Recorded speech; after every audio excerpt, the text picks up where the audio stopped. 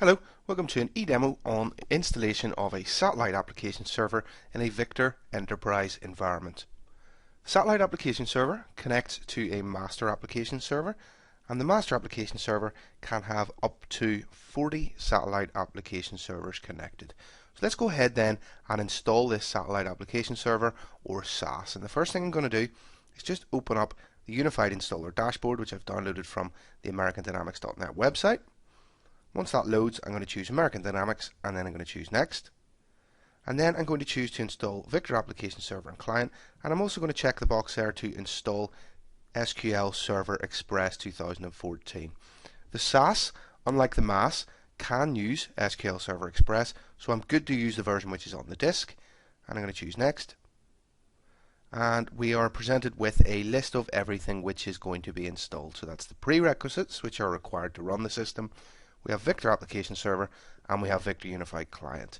I'm just going to check this checkbox here to agree to any terms and conditions, and I'm going to choose Next. And here we have the installation type selection. I'm going to choose Advanced because this is an enterprise install, and I'm going to choose Next. And then I'm going to choose an application server installation, and I'm going to choose the satellite application server option.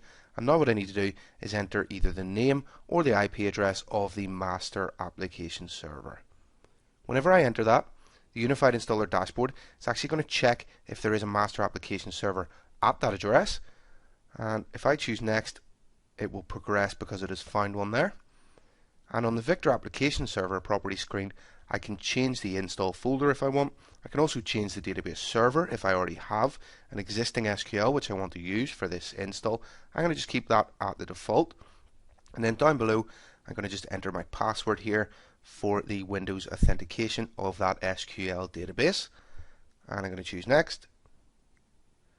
And here we have a screen which allows us to select the application server which this client is connecting to. Of course, it's on this computer. I also have the installation folder for the client. I can change that by selecting Change if I wanted to.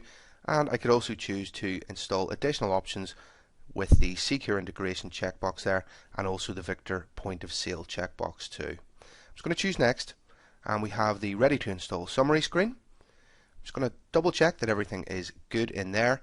When it is, I'm going to choose Install. And here is a list of all of the prerequisites which are going to be installed because they're required for the system.